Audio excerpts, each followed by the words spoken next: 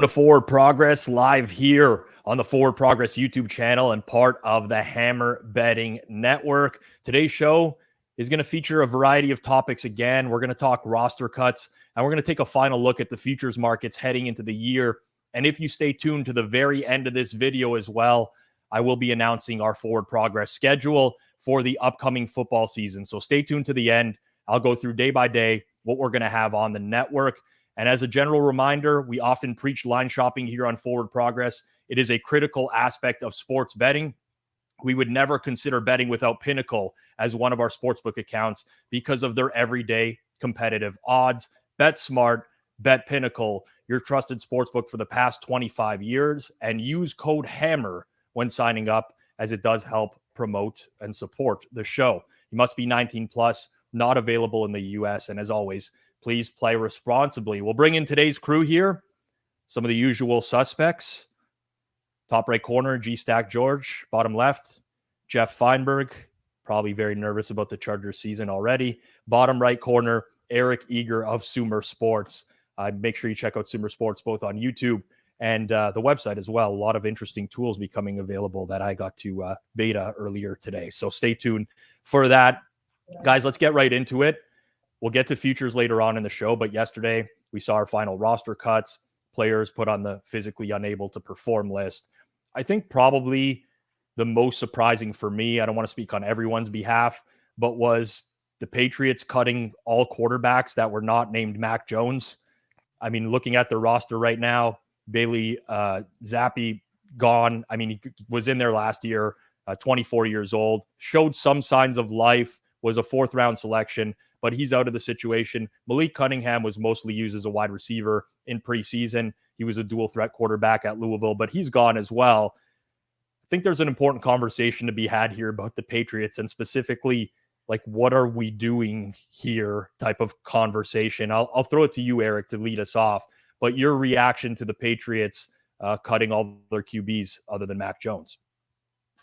Yeah, I think on one end, it's like, Bill Belichick's entire career has been doing stuff to like dare the league to be smart, and then they just won't. And so leaving a quarterback like Bailey Zappi on waivers to me was just like taunting the league with a pretty good backup quarterback. They decided to let him go through. The Patriots were able to stash him on the practice squad.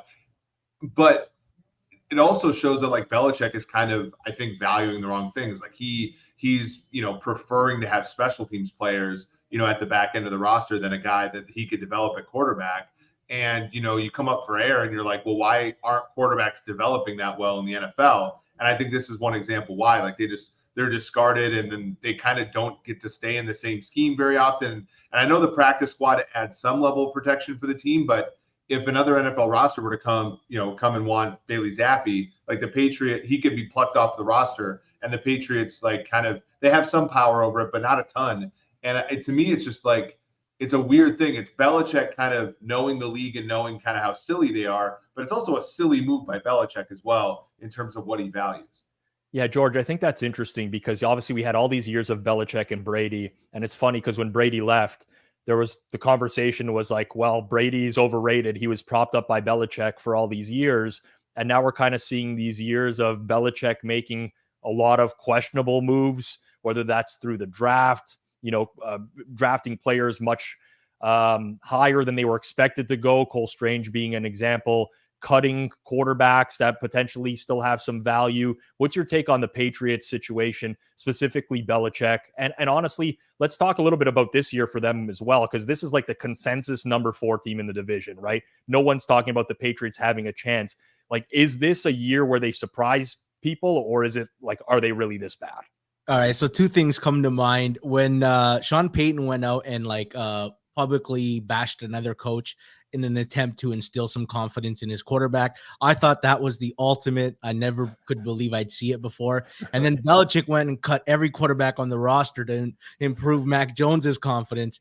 That being said, I remember a time when Bill was so far ahead of the league, like that 4th and 2 decision before it ever became a thing.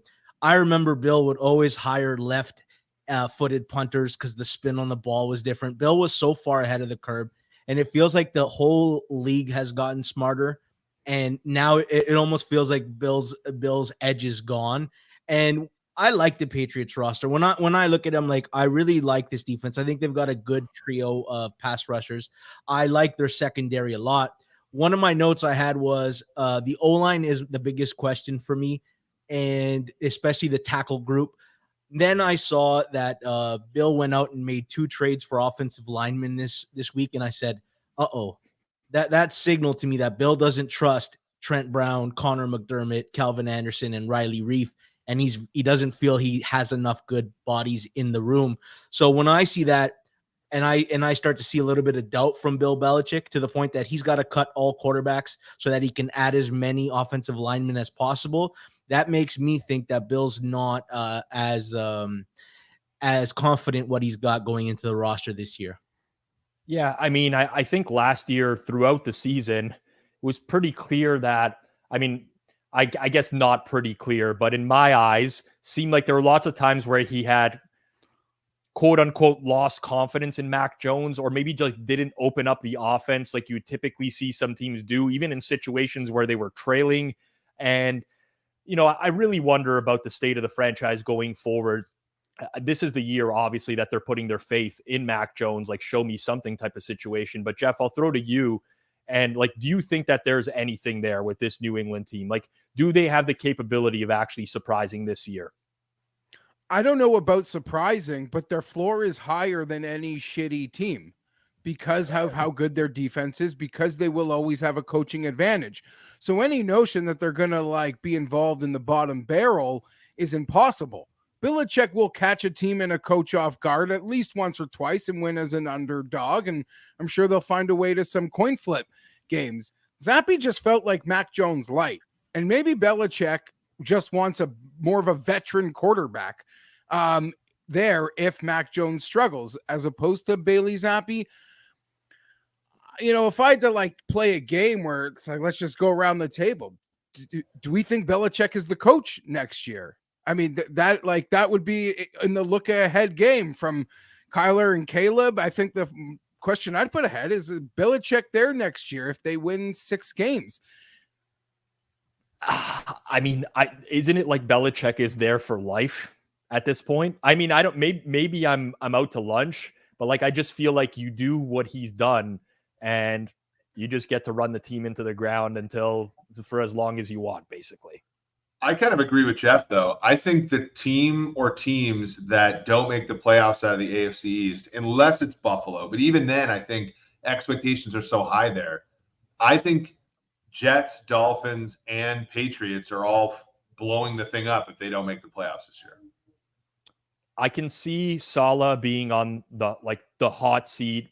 Like they bring in the quarterback that they like whatever you think of Aaron Rodgers and his prospects for this year, whether he can have turn it around to the seasons from a couple years ago. I think Saleh's on the hot seat. All the stuff with McDaniel, I think that's leaked in the last month, where he speaks too slowly, takes too long to process questions, is starting to really irk some people in the organization. I could see that, and I think expectations are going to be high there as well. I think that there's way more pressure on those guys to have a good year because of the expectations. Like, no one's expecting anything out of New England. That's why I feel like Belichick might just get a pass for a bad year. I'm also oddly conflicted. Like when I do my power ratings, I have New England right in the middle. I think they're a league average team with a very difficult schedule. We even saw some money come in on them this week, even despite the news that Jonathan Taylor isn't going to play week 1 or the first 4 weeks. The line went from 4.5 to 3.5. So there was some money that came into the market on New England. I think they're going to be a feisty team. I don't think, even if they only get the 7 wins, I think they're going to be a highly competitive team in a lot of games. It's interesting. Well, let's go around it. So highly competitive. Like I'm out on New England. I am. I just think that they're a little bit too conservative in nature. If they're going to rely heavily on their defense, we know how defense varies from year to year. Like, having a good defense the year before is not exactly a predictor of future success on the defensive side of the ball either. I don't see a lot that I like from them on the offensive side of the ball. And I look at the schedule, there's a lot of games here where they're going to have to match scores, in my opinion. And whether that's Mac Jones, in my opinion, being well below average, or the offense, just being flaccid, I think is maybe the best way that I can put it. I know you got Bill O'Brien there now. That might change things. They didn't really have a real offensive coordinator in the past, but I don't know, guys. Like I could see catastrophic year for New England. Like I know everyone's like the floor is so high because of Belichick. I don't agree with that. Like I could see 3 wins for the Patriots. See, I don't see them getting to the competing with the last place in the AFC South and even the Raiders for the worst record in the AFC. They might have the third worst record in the AFC, but I still think it would be a gap between where New England is and where last place in the South and what I assume the Raiders may find themselves. But I don't disagree with, in totality, your thoughts on the Patriots other than the bottom out. So my numbers actually have them a little high on Richardson. So put that with a grain of salt. It's like right tied with Indy because Indy has such an easy schedule. And then it's just Tennessee and Houston that have worse. So I agree with Jeff. Like they might be the 3rd worst team in the AFC. They might still win 7 games. And those 2 things are probably not all that incongruent. Also, like a couple hallelujahs to the rain gods and 1 or 2 monsoons and weather games, and still adds 3 extra wins on that schedule that you couldn't prepare for. But is that I mean, so they went 8-9. They've since Brady, it's 7-9, 10-7, and blown out in the playoffs, and then 8-9. I guess, like, you know, I mean, we're kind of just picking around that median there a little bit, right? And that seems reasonable, but also just not like Mac Jones is just simply not a competitive quarterback in the AFC, right? Like let's face facts here. It's tough, but you know, to your point, George, it's like there's a lot of things that Belichick tends to win on the margins. I just don't know if they're going to be in the fat enough of the distribution for that to mean 10, 11 wins. No, I can't. I actually think they're more rigid. I think it's pretty narrow, their range of outcomes. I don't think there's a bottom and I don't think there's a top. I just think there's a nice heaping of average, which is arguably the worst place to be, right? Yeah. Like in that proverbial. I don't think it's arguable. Like it is the worst place. It's the worst place from a team or as a fan. Like that is the worst place you want your team to be, in that no man's land, not getting first overall or a top pick, and not really believing your team. Is it better, Jeff, though, than having like a quarterback with an amazing arm and a coach that at least knows what to do on 4th downs, but then it not ever happening? Well, the shots are coming out. Picking the scab right now. Yeah, well, like, it's a good question because I feel like I can envision the Chargers winning the Super Bowl, whereas I can't envision the Patriots winning the Super Bowl. So in some sense, it's got to be better to be a Chargers fan, even though I feel like the failure for the Patriots, if it happens, will never be as spectacular as the failure for the Chargers if it happens. Is that, I mean... Yeah, no, but the Patriots don't have the ceiling, but I just mean if you don't, I would obviously rather have a team that can compete in the playoffs. If my team doesn't have a chance to win, I want them almost competing with Arizona at this point. And especially where the Patriots are, it does seem like Kraft is giving Bill like one more chance. That was such an embarrassment last year with Patricia and the offensive coordinating situation. And he's giving him like a full go to redo it. And I think after this year, it would be enough time where Kraft's patience, I think, is up. Yep. I mean, the Patricia stuff will always get me. I don't know how that guy was like going to send rockets to the moon with NASA, but he can't figure out like how to call offensive plays in the NFL with all the data that he has. I'll never get the Patricia stuff altogether. I did want to point out that comment from Patrick. So the Patriots took money. So Patriots are 4.5-point dogs at home week 1 to the Eagles. That's down to 3.5. There are some, I'm not a big trends guy. I will share it with the audience, but there is a trend floating around there that I've seen a lot this week, which is the Super Bowl loser in the first game of the next year, which is now in the last 23, 4-19 against the spread. So the Eagles fit that mold. Now that also means in the last 24, it's 5-19 against the spread. So let's put some context there as well. But there is something floating around there, and the Patriots are catching money week 1 at home. Other situations, guys, from yesterday, we've talked a lot on Forward Progress in the last month about the Cincinnati Bengals. What's the deal with Joe Burrow? Well, they cut down to 2 quarterbacks yesterday. It's Joe Burrow and Jake Browning on the roster. Trevor Siemian does not make the 53-man roster. Pinnacle currently off the board in this game, as are some other books right now, but we did see a small move from 1.5 to 2.5, not quite to 3 at the current moment. I'm wondering if we're going to see a 3 in week 1, and like whether or not there's still going to be these questions about the Bengals for the first month of the season and the health of Joe Burrow. Because clearly, I think cutting down to 2 quarterbacks, George, from an organizational perspective, I don't think they would do that unless they had the utmost confidence in Burrow. Yeah, no, Joe Burrow's probably going to play. I remember when the injury happened and the number moved off 3. And then I start going through like 3 different ways of thinking. I go, what's the number if Burrow's fully healthy? What's the number if Burrow's diminished? And what's the number if Burrow's not there? So I'm preparing for all 3 scenarios. And I came back to the conclusion that Burrow's going to be diminished. And I don't just mean that from a calf injury standpoint. I'm talking about like lack of practice during the offseason. They experienced it last year during when he had his appendix removal, and he threw 5 picks against the Steelers week 1. It's one thing to not play your QB in a preseason game. It's a whole other thing for him not to be practicing with everybody during that time. And so much of what Cincy does is rhythm passing. Burrow throws to a spot and trusts his receivers will be there. Like last year, Burrow led the league with the least amount of time from snap to throw, 2.2 seconds per throw per snap. So this is a guy who picks a spot, he throws the ball, he trusts his receivers are going to be there. And if they're just a little bit off, you can create some high variance situations. So I'm certainly hoping we get a 3 because I believe Burrow is diminished. I make it 1.5 with a healthy Burrow. So I make it a bigger edge with a diminished Burrow, and I'm looking to get on Cleveland if I can get that 3 again.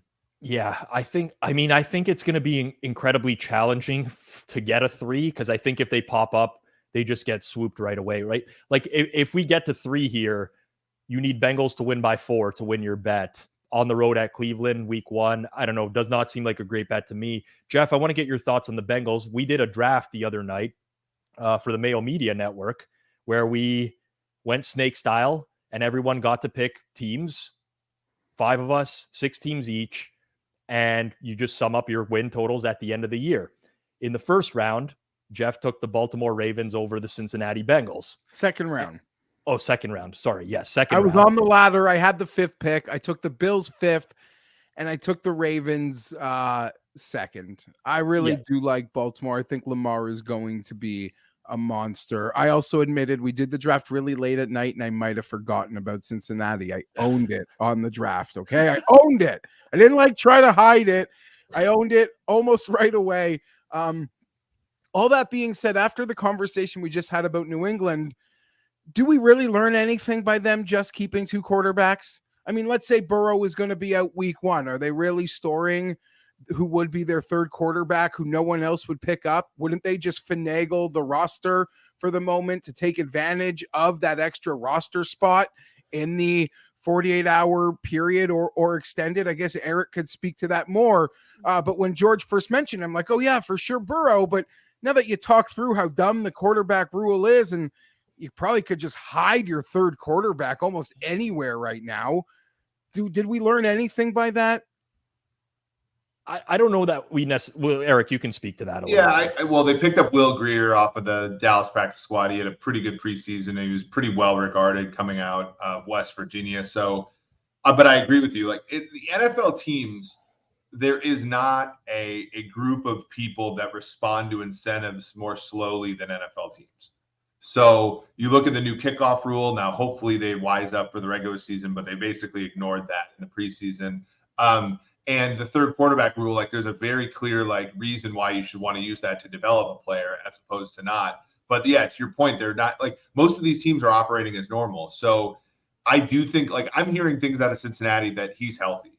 Then they've just been kind of messing around and not showing anything. But I don't actually think cutting Trevor Siemian was that big. Trevor Siemian stinks. So I don't even think it was that big of a signal that Burrow's playing, other than the fact that the people around Cincinnati have been saying that he's been healthy for a few weeks now. The only person that responds to incentives less than NFL teams would be Joey Knish. as we've been trying to get him a free microphone for the last 3 months, and he just refuses to accept it. That's the only person on the planet. He could arb a $200 Shure microphone, and he hasn't yet. And what a clown. I mean, we've been trying to get his address. He's been telling us he's got a mic, but the cord is like, it's been a shit show. But for those, we actually are shipping him a mic today. It should be there for the Friday show for Hit the Books. So you don't have to like turn the volume down anymore, put in headphones so that like your significant other's like, what the hell are you listening to? Type of thing. Hit the Books on YouTube, on Spotify, on Apple Podcasts, Monday and Friday with Kanish and Powers, Wednesday with Parker, Sumer Sports Guy, and Douglas Farmer as well. All right, guys, I want to keep it moving here. A lot of stuff happened yesterday, but I think the Von Miller situation was kind of a surprise to people that he's going to start the season on the PUP list. I could be out to lunch on that, but I really didn't expect it when I was doing my homework for the start of this season as well. He's obviously recovering from that ACL injury he had on Thanksgiving against the Detroit Lions last year. Just the Detroit Lions, just a painful team for all of us, including Von Miller. He's 34 now. He signed with the Bills at the start of free agency last year. It was a 6-year deal, I think $120 million. But for you guys, and we'll start with Jeff on this one, like, how much of a tangible impact do you think that this has? Like, is Von Miller worth anything to the point spread for you? Does it impact your opinion on the Bills season as a whole in terms of futures? Walk us through your thoughts on Von Miller starting on the PUP list. Well, I have to plead guilty like you, Rob. And this could have been obvious to many, but that one sort of caught me by surprise. Maybe there were reports out there that was certainly possible. But, you know, it's Jets, Raiders, Commanders, Dolphins. I don't think it's crippling to the Bills. I think they'll come out of that ahead, to be perfectly honest. So it doesn't really change my early outlook, but I don't know. I am very high on the Bills this year, as many, and that's an obvious statement, but I do believe they are fragile in a sense. So I do worry about them falling behind the 8 ball, but it doesn't change my opinion that I think they win the division and are the 1 seed in the in the AFC. Ooh, just crapping on Eric's Chiefs right there. 1 seed in the AFC. Well, right there. Like 1, 2, it's all like neck and neck. They'll be right in that mix. I'm similar on the Bills, by the way, especially relative to Kansas City, given what I'm hearing out of Chiefs camp. I think this has been baked into the market though for a while, right? Because we saw that the Bills were open like about -1, and now it trended towards Buffalo on the road against the Jets. Even look at like the futures market, hasn't been much of a change with respect to Buffalo winning the Super Bowl or the AFC. So I think it's been priced in. I think, to Jeff's like broader point, if they can get through the first, like, because they have guys like they have guys like Rousseau that they have to develop. They have guys like Ed Oliver that they just paid a lot of money to. They have to think about breaking in a new play caller in Sean McDermott. And they have to lean on their secondary a little bit more than they have in the past, because it did a poor job relative to expectations last year. And so I think that if Von Miller, sits out to like week 8, right, then I think it's beneficial for everybody, similar to the Los Angeles Rams in 2021. And so I think if you're Von Miller, you kind of have like the perfect life of an aging edge player. You're still making a ton of money, and you don't have to play more than half the year. Yeah, George, I want to get your thoughts on this as well, because what Eric's saying makes a lot of sense to me. And I think the Bills will be fine without Von Miller, but if they can get him back for the stretch run of the season and the playoffs, we're talking about, a huge difference maker at that point, one way or another. So curious what you think of Buffalo going into the year.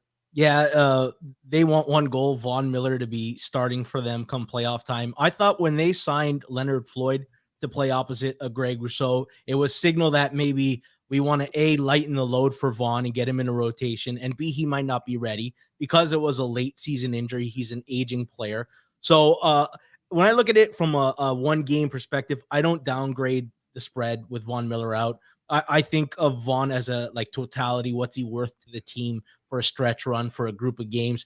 So there's people who will point to Buffalo's decline in defense last year after Von Miller got hurt and point and say, hey, he's very important to their defense. But my counterpoint to that is Greg Rousseau also had a high ankle sprain around November. So now both your edge rushers are hurt or not playing.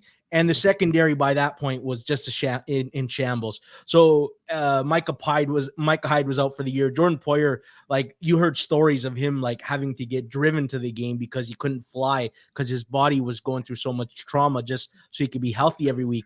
So I don't believe that Von Miller is as big an impact on a weekly basis. I think they just want him healthy for the end of the year. Was Jordan Poyer flying Frontier every week or something like that? I don't understand. I mean, I guess I've never played football before, but it seems like we got our second Thomas Dimitrov appearance here on Forward Progress in the last few weeks. I'm a big fan of that as well. Listen, guys, honestly, I'm probably in the camp of I think it does have more of a tangible impact even early on in the year. I was kind of eyeing Bills Monday Night Football -2.5 at the Jets week 1. I'm a little bit more gun shy on that now. This is more of maybe an anti-Jets thing than anything for me. But if we just look back to last year, I mean, Von Miller played in only 11 games. He tied for the lead of the team in sacks with 8. He led the team with 38 pressures. Pass rush win rate was 23.6%, which is extremely high. His pressure percentage, 14.5%. Like, you just can't replicate that production. And overall, I have more concerns about their defense early on in the year without him. I still think that Buffalo is going to be very good this year. If we're looking at like market power ratings, we do have sites like Unpredictable and other sites out there that will try to, estimate where teams stand in the market. Typically, you're seeing the Chiefs a full point better than the Bills right now heading into the year. I mean, I don't agree with that. Like, think of where we were 3/4 of the way through last season and how we were valuing these teams. And there's been this huge shift because of the Chiefs playoff run. I don't know, guys. I mean, Buffalo seems to be like, they're that team that just seems to, I grew up in the Toronto area, as did Jeff and George. We got 3 Torontonians here with like Bills fandom runs wild around here. So we're just used to seeing their fan base continuously get disappointed.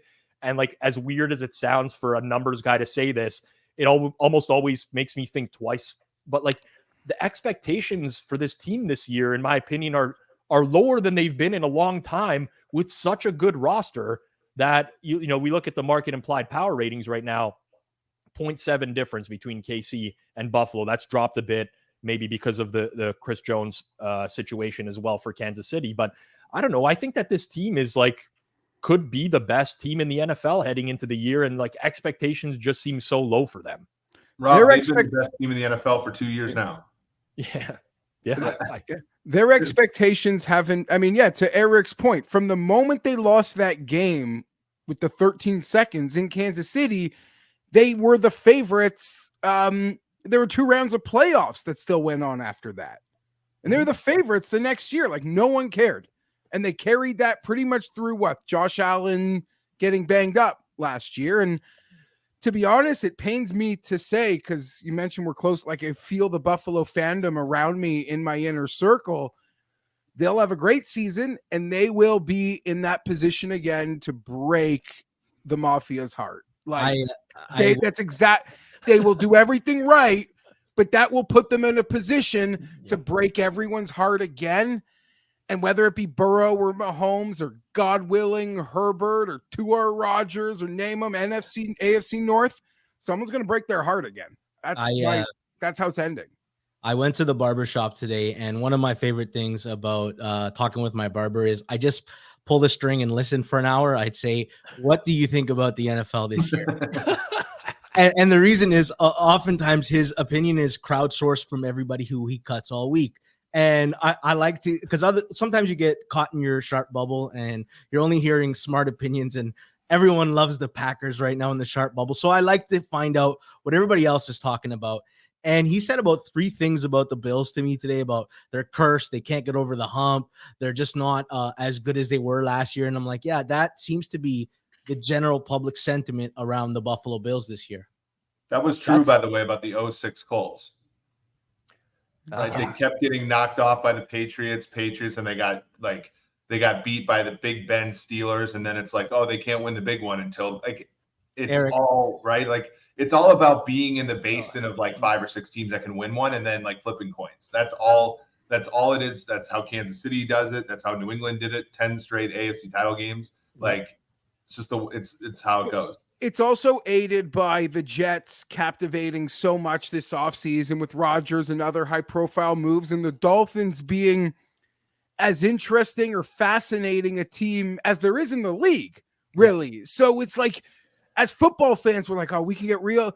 We're like trying to like pick which one of them will upset the Bills instead of just being like, oh, you know what? It's probably still just the Bills. But you know what? The same thing happens with the Chiefs every year too. Like last year for sure.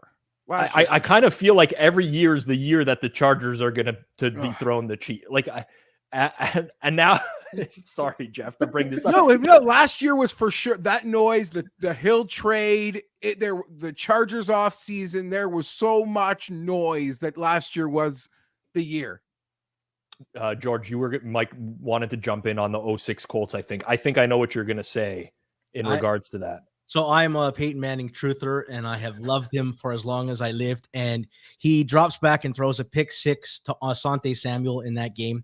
And I'm going to tell you something. I went to the bathroom. I splashed some water on my face, and I looked in the mirror and I said, this guy is never going to freaking do it. He's just never going to win it. And you got to remember, I'm a Dan Marino Dolphin fan. I'm just reliving my worst nightmare all over again. And then he just leads this insane second half comeback, score every drive, and they get over the hump and they win the Super Bowl. It's like you can't get over the mountaintop until you finally do. And like Michael Jordan experienced this for 6-7 years, everybody doubted him. And then once he won the first one, it was good night. I'm also a Peyton Manning truther. I will always maintain that at his peak, he was better than Tom Brady. No one will convince me otherwise. And on top of that, I can only imagine what his career would have been like if he wasn't saddled to Tony Dungy for all of those years. Like, honestly, I watch Tony Dungy do commentary now, and I'm like, this was the guy. Like, he was one of the guys for so many years. Anyways, that's just me being arrogant and telling people I could do better. I'm not saying I could do better. I'm just saying Peyton Manning could have done better. All right, guys, I want to go through the current futures markets at Pinnacle right now. Some people might say, well, isn't this a terrible time to bet futures? We got the season a week away. Well, I would say, generally speaking, you do want to get down earlier. It's your best chance of getting closing line value. With that said, these markets are not super sharp. Pinnacle's taking, looks like 675 Canadian on these markets, 500 US or so would be the equivalent. And I look at some of these markets like NFL MVP, and I see Trey Lance has the exact same odds as Kirk Cousins. Like, the market, let's just say, it could be a little bit more efficient than it is right now. So guys, let's kind of go through some of these markets rapid fire style, and we'll start with the NFL MVP and see if there's anyone on this list that potentially excites you at the current market prices here as we approach the year. And we'll go top to bottom on the left side of the screen here. George, we'll go with you. I mean, of the top guys, first of all, I've never liked betting this market. I find it's far too aggressive. Too many. Everybody wants to bet the top 5 guys. I think we're all aware of what goes into an MVP. I will say the one that intrigues me that is a bit of a longer price is a guy like Jordan Love. If Green Bay is a 12-13 win team and they finish as a 1 or 2 seed and he plays good enough, but I wouldn't bet him at this price. That's the problem. I don't like any bets at the board, but someone like Jordan Love intrigues me in coming out of nowhere, almost like the Jalen Hurts situation last year. Yeah, I can see, like, listen, it's all relative to price. So I think Jordan Love's going to have a good year. Would I bet him 32-1? No. For me, like, Kenny Pickett is the guy that I've been standing for a long time, and I'm even more excited about him in preseason. But, like, am I going to bet him at 40-1? No. That's not a good enough number. I don't think he can put up the numbers to win MVP. I do think, Cowboys logo right here, Dak Prescott at almost 18-1, like, he is in a very good situation to put up big numbers this year. And he could easily throw 40+ touchdown passes and a ton of passing yards. Like, if you almost got to look at, like, what is the floor for Mahomes and Allen and whoever else is at the top of the list, and can any of these other guys, like Justin Fields on this list, is in the same price range as Dak Prescott? Like, that's not happening. I'm like, this is not even in the same echelon of quarterbacks. So That's me, the one that stands out. You can call me a homer, but I think he's the guy that can put up huge numbers, Jeff. I don't think you can win this award unless the writers have already accepted your ability to win the award in the past.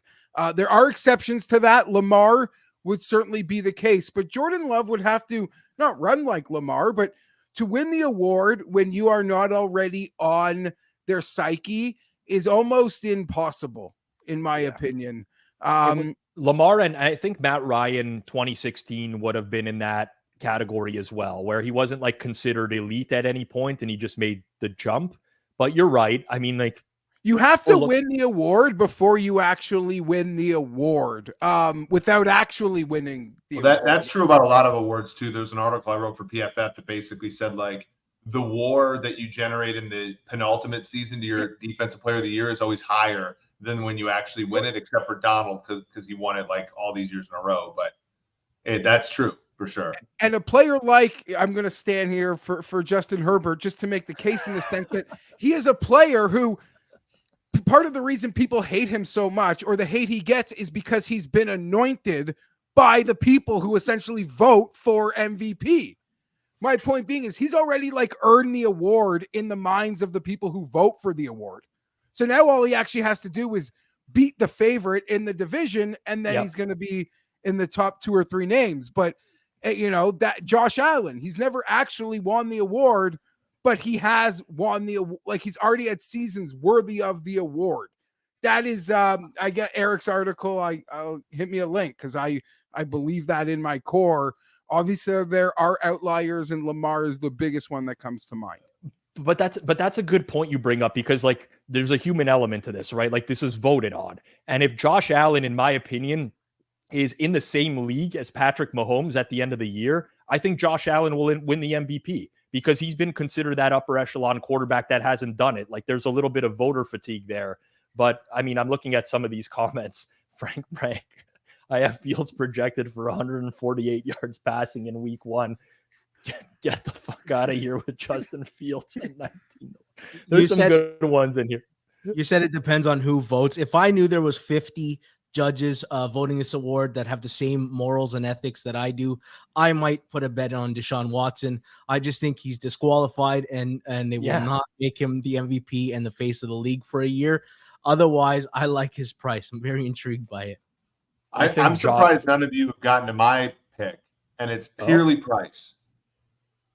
Daniel Jones at 82-1. Like I get it. I get the price. Yes.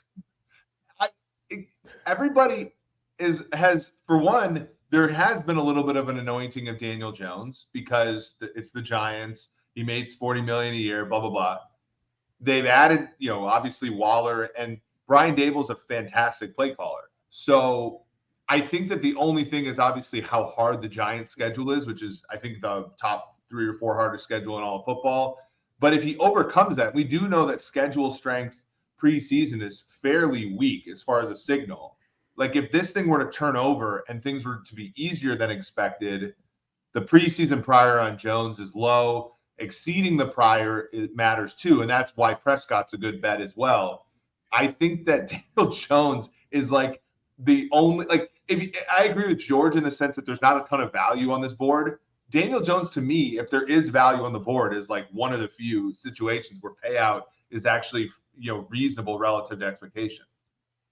I agree with you. I totally get the argument, but the guy had like an average depth of target of like 0.2 yards. I'm exaggerating, but it was like he doesn't throw downfield, and they don't have the receivers to throw downfield. So I just don't know how he racks up the yardage that is required to win this award. That's my thing with Daniel. He's a good runner, and the thing is, like and again, this is different than Lamar Jackson, but I'm going to make a comparison. When Lamar Jackson won MVP, he threw for like 3,000 yards, but he threw for a ton of touchdowns, and they won. And he ran for a lot. Now Jones ran for like 700 yards last year. So like if he stays healthy, increase that to like 850, then throws for 3,500 to 4,000 yards, and stays with the same low interception rate. Like it's all the dumb reasons people vote for him, honestly, and I can see it happening. I can see it, which is why at 82-1, I think that there's probably, because I can actually like typically when you're looking at guys that are in that price range, right? A lot of those guys were just crossing off the list right away. It's like we're just going to immediately dismiss them and be like, no, there's no hope. Like this person has no, like, why is Daniel Jones at 82-1, but Justin Fields is at like 17 or 19-1? Like they have at least an equal chance, if not Daniel Jones having more of a chance, in my opinion. So from that perspective, the value play, I can agree with you. We'll get to some of these other markets here. Let's go to producer Jason. Let's go to our defensive MVP market, because this is one of the favorites for George on a year in and year out basis. And I know, Eric, you had you were on the Rashawn Gary train last year as well, but AP Defensive Player of the Year, George, you start to break this one down. Yeah, this award has killed me for years. I've never won it, but like I had Myles Garrett at plus 2,500 when he was the chalk favorite, like week 11. Then he gets COVID, misses 2 weeks. He's a shell of himself, finishes second behind Aaron Donald. I had Max Crosby the last 2 years at prices at like plus 5,000. And the way I like to approach this award is who has the best production versus his name recognition. So who isn't a household brand yet, but he produces at that level. And the guy, you have to scroll down. He can't even find him at this point. Scroll down. I love that. I love when we have to scroll down. You can scroll up a little bit. I'm not a madman over here. So the guy I'm looking at is Jalen Phillips. And the reason on it is I'm not just being a homer at plus 5,270. This is his third year in the league, right? Which is a big leap year for a lot of defensive players. He's on a very good defense, surrounded by a lot of very good players. A new defensive-minded defensive coordinator who's very good. PFF had him as the 6th best edge rusher in football, 5th at just pass rushing. He didn't have the sack totals that you would expect from a guy with this kind of production, but he had the 4th best pass rush win rate in the league. And we all know that pass rush win rate and pressures are a better indicator of future sacks than sacks themselves.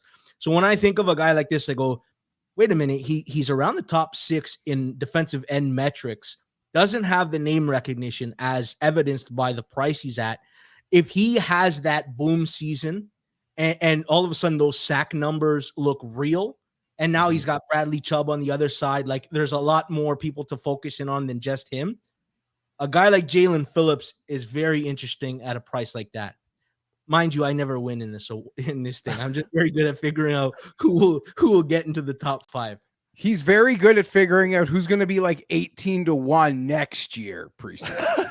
That's it. All I'm saying is, Rashawn Slater working his way back, first game, 3 sacks, start the season, cash it, and then Jalen Phillips is running. Here we go. The rivalries begin. Week 1. I forgot about that game. I think I saw Aaron Donald like plus 2,400 on that list. I'm sorry, but I'm going to I know the Rams suck, but there's a decent chance Aaron Donald's playing for a different team by the end of the season, potentially making a playoff push. The guy's won Defensive Player of the Year 3 times before. And he's the defensive tackle can do. I think, Eric, you're better with trivia than me, but I think the last defensive tackle before him was Warren Sapp in the late 90s to win this award. Mm-hmm. So he's shown that he can do it. He's a beast. Voters recognize how much of a beast he is on a play-by-play basis. I think that one is pretty mispriced, honest. Aiden Hutchinson is in the same range as Aaron Donald. I'm sorry, but what are we doing here type of situation? Yeah. Can I offer a name where I don't, and this is me not liking the player, but liking the price, because I actually think it was a terrible draft pick. I think he's got a good situation set up for him. What about 75-1 for Trayvon Walker? Okay. That's a crappy division. That's a lot of that's rookie quarterbacks holding onto the ball across the board. And the Tennessee Titans, Tannehill, top 5 sack rate every year. If he comes out and everybody in the draft who liked him in the draft, he comes out with 15.5 sacks. Jacksonville goes 12-5 in the AFC. It's not a bad look. I mean, who else on that defense is going to get shine? I think that defense is going to get worked is the problem. I think that defense is going to get worked. I agree with you, but 75-1 is not a bad hedge against that.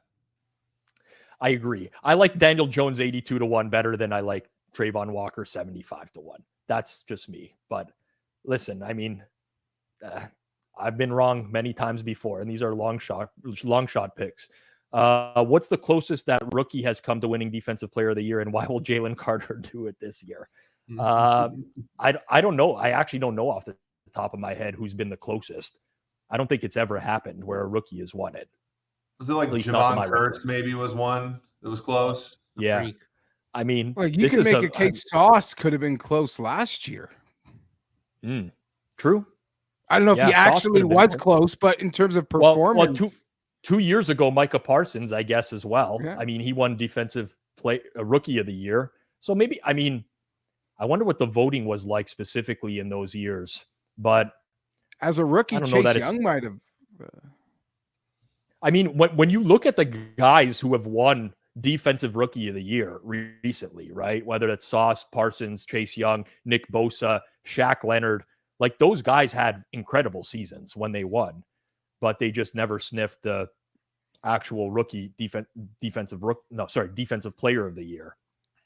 Well, yeah, Chase Young felt like a good shout there, but at 50-1, that's not as good of a bet as Trayvon Walker 75-1. So yeah. What would it take for an inside linebacker what about Jalen Phillips? We're projecting guys to take massive leaps. Phillips is already there. His leap is there, but he's just not a household name. I don't think we've given you your Dolphins homer hour already. George. Hey, Jason Cooper, I want this thing clipped so when Jalen Phillips finishes fourth. I respect Jalen Phillips being 18-1 in next year's preseason market, but I don't think he has to play like 3 times because of the popularity, the name value. Yeah, I don't know. By mid-season, it could be like 20-1, and we'll be like, "Oh, George has a chance here." But does he have a chance? Is the real question. I mean, listen, I can see it. I'm not going to be the guy that says no, there's no chance. I can definitely see it. Any other awards for these awards, Rob? Most people like to wait until like these markets are defined, like they've pretty much whittled down to 2 or 3 players, and then they sort of can catch a stale line after like a big moment is essentially like how I see most bettors play. Like when the market was hanging Jalen Hurts minus 150 for MVP, like after Mahomes threw 3 picks in a game. Yeah, and I know it can backfire, but usually you see the bettors like wait for it to be a defined 3-person market, then wait for the books to do something stale or leave it stale. Yeah, just like that. Yeah. It's not a bad angle of attack. We'll go through some. If anyone else is passionate about a player or a team that they think is still off in awards markets, feel free to chime in. But let's look at the Defensive Rookie of the Year winners, Jason, if we can get that up on screen. And we did one of the first forward progresses we did earlier this year. I talked about Emmanuel Forbes, and at that time, he was in like the 20-1 range. He's now 14-1 at Pinnacle. But I like to look for guys that are just going to be on the field a lot. And Deonte Banks right now is like roughly 21-1. Talk about a guy who is very likely going to face a ton of targets from very good receivers earlier in the year. And like, if guys like AJ Brown and Devontae Smith and CeeDee Lamb and like Terry McLaurin don't have big games, I can see that the case for him builds up very quickly for the amount of time that he's going to see the field. So that was one that I bet personally earlier this week. It's not a super long shot, but relative to some of the guys in front of him who might not be every down players and just the like target share that I think he's going to face defensively, I think Deonte Banks is worth a bet right now. I tend to stay away from corners in general. There's only been 3 winners in the last 25 years. Sauce Gardner, one of them. I think Lattimore was the other, and I think Marcus Peters because he had a lot of injuries. Yeah, it tends to be a harder position for rookies to adjust to. Whereas like a pass rusher, all he has to do is beat his tackle. Like his duties aren't as much as a corner. I like to end up looking at edge rushers and linebackers. Unfortunately, I don't like the Will Anderson price that's left. I like Jack Campbell. I think when Detroit drafted him, they obviously have very big plans. They don't have the strongest linebacking core. He's going to be asked to do a lot. And this award sometimes is a cumulative stats award. Like when Marcus Peters won, it's like he's got 6 or 7 picks. If Jack Campbell comes out and has 150 tackles and a couple sacks, I think he's going to be in the running for this award by the end of the year. Fair enough. I just would rather eat a shoe. I'd rather eat a shoe than bet a Lions player to win an award this year. It does seem like, as Rob a few minutes ago listed off the past winners, it's a pretty pedigree list that have all pretty come with high-profile draft positions. So we haven't really seen that, late first-round corner who's going to play a ton or anything like that. Like even sniff this thing the last couple. Yeah, the last Derek Woolen was actually maybe just as good of a case last year as Sauce, and because he's a 5th-round pick, to Jeff's point, it's all about priors to an extent. Well, I see what George did there with how he manipulated the trends in his favor, where he said 3 cornerbacks in the last 25 years when it's also been 3 cornerbacks in the last 8 years. So I'm very in tune with what George was doing there in terms of there you go, the classic tote tactic. Eric, maybe you could speak to this a little bit. Thoughts on Felix Anudike-Uzomah? He's gonna have some reps because there's no Chris Jones and there's no Charles Amenahu in the first 6 weeks at least. So he's gonna get a chance. I don't expect much out of him right away. I agree with Jeff. Like back half of the first round, those guys might as well be second rounders. And I think you're just looking elsewhere. I think he's gonna be eventually a decent NFL pro, but think about how much or how productive George Karlaftis was last year and think kind of in that range. Yeah. There's one more question I want to get to here because it's very pertinent. For those that don't know, Jeff Feinberg is a Damar Hamlin truther, in the sense that he might have been replaced by another person. We don't know but Jeff is a truther. And he recorded a video here on Forward Progress saying that Damar Hamlin is not going to win Comeback Player of the Year. And he's pretty much under minus 300 at most locations right now. It's like an implied probability in like the 75 to 80% range. I am of the opinion that if Damar Hamlin plays like 10 snaps this year, he is going to win comeback. The man died on the field and was returned to life. Like I don't know. Won Comeback Player of the Year. What was his record set of a leg and like a higher interception than touchdown ratio? Like, yeah, yes, but Alex Smith's journey back to the field, Eric. Like, think about the rehab, the nights, the months in a goddamn hospital bed. This guy, it was the scariest situation. He died. All he had to do was wake up. And like he was from the moment like we were in April or like there was always like, it's a pretty clean bill of health when they were parading him around the Super Bowl, whether that was the real one or not. A joke. There was never a question really whether he would be playing. Rob is right. It is like an 80% implied win rate, but that is today. Once players who actually contribute to their teams having great success start having that success, this is going to be closer to like 50-50. So it's a bold call. My bold take on the season is the field versus Damar Hamlin. If I'm picking on a minus 400, that's a bold call. I don't know. That's where I stand. You know how go ahead, George. What were you going to say, Rob? I was going to say, you know how sports books, they want to be the first to grade a winner, and they'll even go early, like if you got a big enough lead. There's going to be a sports book that comes out week 1, grades him a winner, and gets a lot of on your $75 to win 25. Yeah, 100%. They're gonna grade out the winner week 1. To me, it's an Alex Smith price, but it isn't the Alex Smith situation. Like I don't know. It's not, because it's a million times worse. Alex Smith didn't die on the field. This man, his heart canceled the game for the first time in history. Yes, they're great. So the training they staff stopped playing. The teams were so rattled for 2 hours. Everyone was in tears. Like, this guy just has to show up. Like, he just has to play a few snaps, and this is shoot in. And George, great point. You might get those early payouts as well on this market because Amazing. No, I'll take it's the Jeff field. against the world. I'll Jeff take the and Skip field. Bayless with the hot takes on DeMar Hamlin. No, yeah, I'm stepping in front of a dead man. It was scary, but it wasn't impressive. Like, I don't... Jeff is going to be arguing with Richard Sherman and Michael Irvin like a year from now. He's just this is his claim to fame here. Yeah, no, it's probably a really dumb take, and I wouldn't. The funny thing is, I don't have a player I want to bet either. There's no one I like enough. I'm just saying I would, if someone gave me a fair number on the field versus Hamlin, I would take it. I mean, I'll give you a fair number on the field. It's just, I'll give you flat. Like I minus 285 right now, Hamlin. I'll give you plus 285 on field.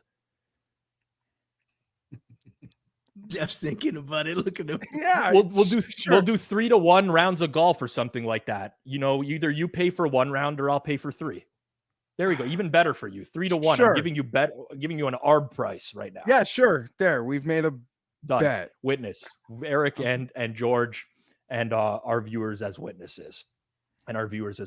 Before we wrap this up here, thank you everyone who joined us. But I did want to let everyone know, first of all, if you made it this far, you've obviously liked the content, or else you would have checked out a long time ago. So make sure you smash that like button. If you're not subscribed to Forward Progress, please do so. Helps us grow, helps other people find us. And if you turn on bell notifications, you'll get notified every single time that we go live here on the channel. But this year, we will be live 6 days a week throughout football season. Monday through Friday, this time, 2 to 3 p.m. Eastern time, we have a jam-packed group of shows. Monday, George with Fabian Sommer and Clev TA. They'll be recapping the weekend that was, look ahead to some early lines that are available and where they think that they're going to move. Tuesdays, we have George with Sharp Clark. If you haven't checked out Sharp Clark's interview with George on 90 Degrees, do that. It was really good. But they're going to be doing a little bit more of evaluating some player tape and projecting things going forwards on Tuesdays. Wednesdays, for those who watched the Matchbook podcast before, I'm not going to be a part of that this year. That's because we're kind of doing our own this year. The Pinnacle podcast. Wednesdays, it's me, it's Eager, it's Hitman, it's Suma. It's an hour long.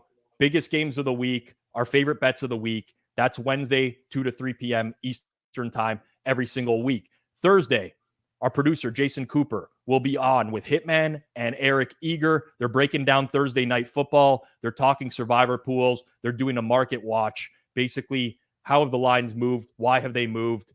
And do they like those moves? Or are they willing to oppose them? Fridays, not officially locked down yet, but George is hosting on Fridays, and we have 2 player prop specialists that will be coming in. They won't disappoint. They're big names. They work for very well-established companies, just not officially announced just yet. You can stay tuned to our Twitter account for an announcement based off of that. But that's Friday, Player Props Edition. And then Sundays, per usual. Myself in the morning, 11 a.m. It's the pizza buffet, top to bottom. I'm going through the board. I'll try not to lose money, but it's coin flips on Sunday morning. So we're going to see what happens this year. And then 8 p.m. Eastern time at night, it's myself, it's Clive Bixby. Again, we're back with Forward Progress, recapping the day that was, projecting what the lines are going to be for the upcoming week. 6 days a week, live content. There's going to be more mixed into that as well. Make sure you're subscribed right here on Forward Progress. Let your friends know. Tell everyone that you associate with that cares about the NFL to check out Forward Progress this year. I promise you, we have worked very, very hard to assemble this team. We're gracious for the Pinnacle sponsorship as well, and we have a ton in store for this year. First show is TBD for next week, but likely going to be on Wednesday with myself, Eric, Hitman, Suma. We're going to break down the entire week 1 card. Thank you, everyone that tuned in. We'll catch everyone next time. This has been Forward Progress, part of the Hammer Betting Network, presented by Pinnacle, 1 week away from NFL. Let's get there.